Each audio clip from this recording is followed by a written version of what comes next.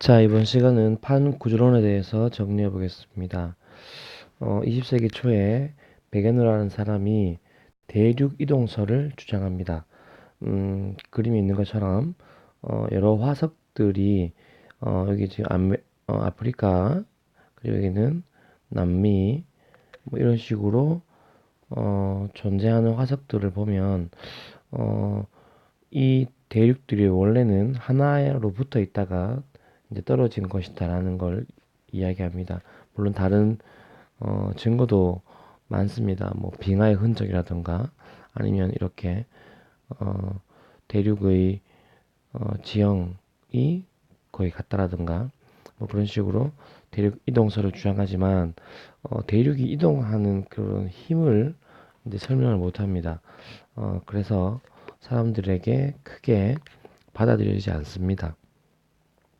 그 이후에 홈즈라는 사람이 한 번 더 대륙 이동설을 주장했던 베게너의 이론을 이야기하면서 어, 그 지각 안에 멘틀에 방사성 동위원소가 붕괴하면서 열을 내기도 하니까 용융된 멘틀의 일부가 있을 것이다라는 걸 이야기하면서 그 일부가 용융된 멘틀에 의해서 이렇게 뜨거운 부분이 위로 올라가고 이렇게 내려오는 이제 멘틀의 대류가 있을 것이다라는 멘틀 대류설을 주장합니다.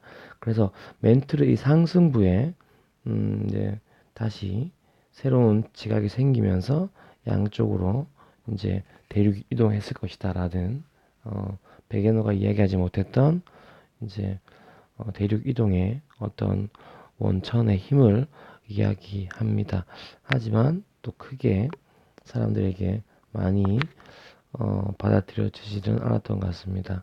자, 그 이후에 세계 2차 세계대전 때 바다 안의 지형, 해저 지형에 대해서 많이 연구되면서 뭐 잠수함이라든가 또는 해전에서의 어떤 중요한 역할 때문에 많이 연구되면서 여기 보면 대서양 중앙해령이죠.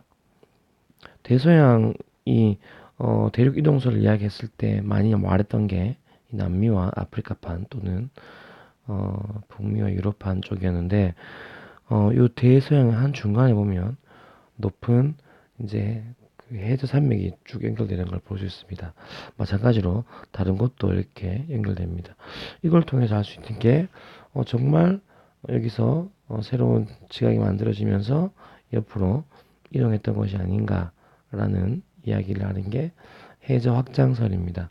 자, 이런 이제 여러 가지 객관적인 증거들로 정말로 대륙 이동했구나라는 걸 이제 알려지게 되었고, 그걸 통해서 판구조론이 이제 거의 이제 정설로 받아들여집니다.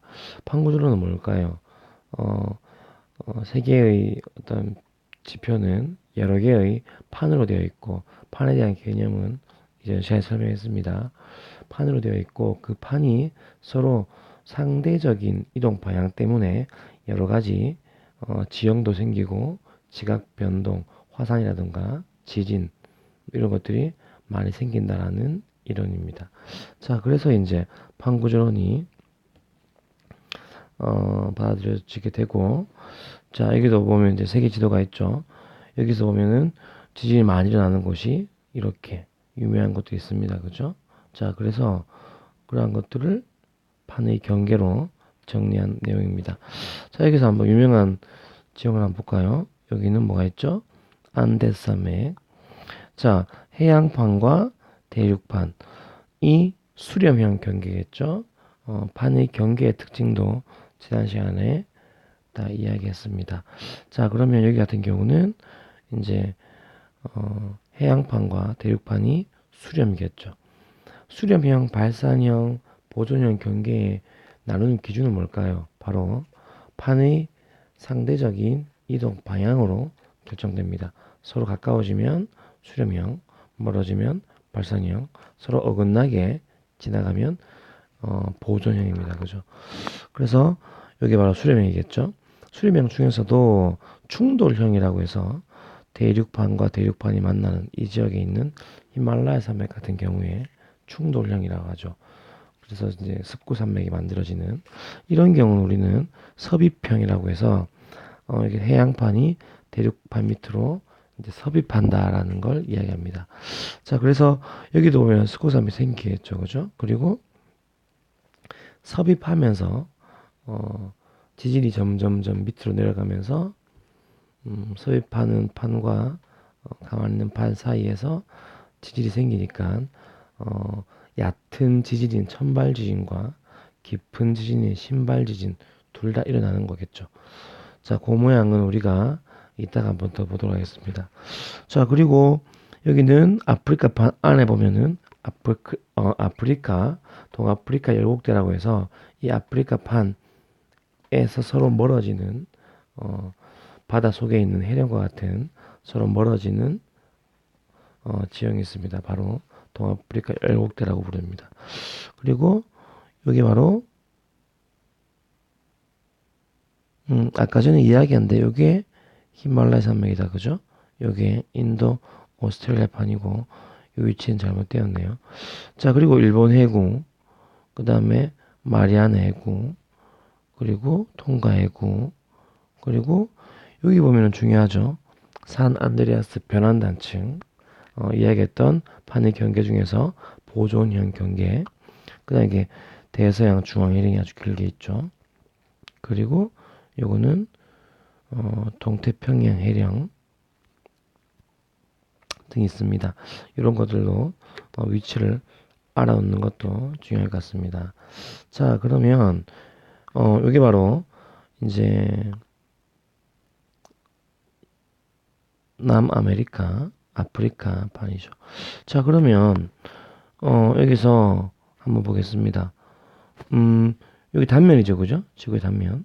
그랬을 때 해령은 멘틀 대류의 상승부입니다. 그리고 이렇게 해구는 멘틀 대류의 하강부로 볼 수 있습니다, 그죠? 그 다음에 여기 또한 대서양 중앙해령이니까 멘틀 대류의 상승부에서 다양한 지형들이 나타나죠. 이게 변환단층, 산 안드레아스 단층이죠. 그 다음에 여기는 아까 말했던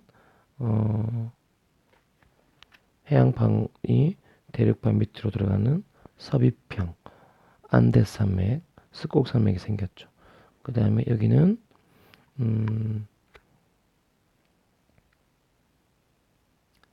해양판과 해양판이 서로 만나는 수렴형 경계인데 밀도가 더 큰 해양판이 밑으로 이렇게 서입되는 걸 볼 수 있습니다.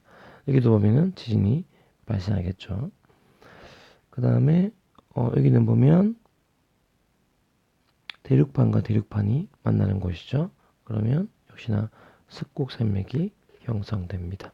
이런 식으로 우리가 판의 상대적인 이동 방향에 따라서 다양한 지형이 생긴다는 걸 알 수 있습니다. 산 안드레아스 단층이죠. 자, 이걸 좀 더 자세히 보면 우리가 앞서 왔던 이제 요 그림에서 요 그림입니다. 그죠? 해령 사이에 자, 판의 경계 이야기할 때 보존형 경계는 해령이 이렇게 있을 때 해령이라는 것은 사실 밑에서 멘틀 대류의 상승부인데 칼로 자를 뜻이 쭉 일직선이 아닙니다. 여기서 상승부가 생긴다면 양쪽으로 이동하는 새로 만들어서 이동하는 것 때문에 여기에서 변환 단층이 생기겠죠. 지진이 일어나고 자, 여기 보겠습니다. 해령입니다. 해령입니다. 그리고 여기도 해령입니다. 그죠? 해령. 그러면 요 사이 뭘까요? 이것도 해령이니까 요 사이가 바로 변환단층이죠. 이게 바로 변환단층입니다. 아주 길죠. 해령과 해령 사이에. 자, 그래서 이게 바로 산 안드레아스 단층되고 로스앤젤레스, 캘리포니아 주변이라서 지진이 많이 발생합니다. 요 지형도 기억할 필요가 있을 것 같습니다. 요건 어디냐면 여기에 있는 아이슬란드에 있는 열곡대입니다. 자, 잘 보면 그림 보면 아주 이제 현무암이 이렇게 줄지어져 있는 절벽이 나타나고 요 사이 거리가 멀어지는 그러니까 해령이 이제 지상 위로 드러나 있다라고 생각해도 되겠죠. 요 그림 보면 이제 대서양 중앙해령인데 여기도 보면은 이제 해령과 해령 사이에 변환단층이 있는 걸 알 수 있겠죠. 변환단층은 보통 이제 해령이나 열곡대 에서 사이사이에서 이제 어긋나면서 지나가는 단층이 바로 변환단층입니다. 보존형 경계인. 여기 바로 아이슬란드인데 여기 나와 있죠. 자, 이렇게 해령이 육지 위로 드러나 있어 가지고 이렇게 멀어진 형태가 아까 봤던 이렇게 그림으로 보여집니다. 그래서 이제 해령이 드러나 있으니까 이거는 이제 해령이라고 부르지 않고 열곡대라고 부르죠. 자, 그리고 이제 일본 해군을 보겠습니다. 이것도 아까 전에 우리가 세계 지도에서 봤던 그 위치입니다. 자, 여기 바로 유라시아판이겠죠. 여기 바로 태평양판입니다. 이렇게 역시나 수렴하는 곳입니다. 자, 그리고 이렇게 수렴하면 밀도가 큰 해양판이 대륙판 아래로 섭입합니다. 자, 여기 바로 해구죠, 해구. 해구를 기준으로 섭입하면 어떻게 될까요? 자, 이렇게 됩니다. 여기 바로 해구죠. 섭입대입니다. 섭입대. 여기 바로 또는 뭐 베니오프대라고도 부릅니다. 여기 뭐 천발 지진이 일어나죠. 여기 신발 지진, 여기 중발 지진이라고 합니다. 자, 그래서 이제 이렇게 내려가면서 이제 섭입에 의해서 용융된 어떤 마그마들이 위로 올라오면서 이 해구와 나란하게 호상열도가 생깁니다. 자, 이게 바로 이제 일본이 형성된 과정이라고 볼 수 있겠죠. 자, 이런 식으로 해서 천발 지진과 중발 지진도 생기고 그리고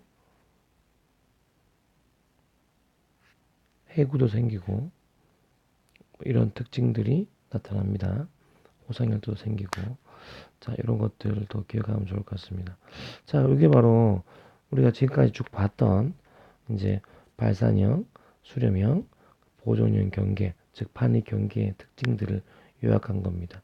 자, 그래서 우리가 판의 운동 방향 우리가 다 알 수 있고 그리고 지형은 지금까지 설명했던 것들을 정리해 놓은 겁니다. 그죠?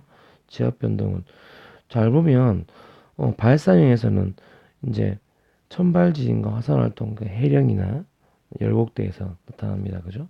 근데 섭입형에서는 아까 말했던 섭입형에서는 신발 지진도 일어나죠.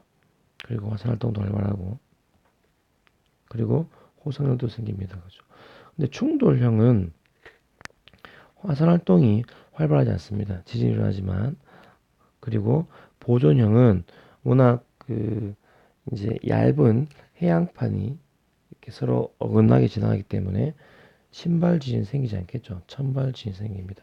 그러니까 신발 지진은 쉽게 말하면 이렇게 섭입형이나 충돌형처럼 이렇게 깊이 있게 어떻게 섭입해 간다던가 또 충돌에 의해서 생기는 것이지 발산형 경계, 해령이나 어떤 열곡대 또는 보존형에서는 신발 지진이 생기지 않습니다. 이런 것들도 단순하게 이제 암기하면 안 되고 그 어떤 경계의 특징들을 기억하면서 이제 보면 될 것 같습니다. 여기 예시는 세계 지도에서도 우리가 그 위치를 대략적으로 알아봤죠. 이렇게 기억하면 될 것 같습니다. 그리고 한 가지 더 이야기하면 우리가 판이라는 거는 해양판과 대륙판의 특징이 완벽하게 하나의 특징만 갖는 게 아닙니다. 여기 보겠습니다. 보면은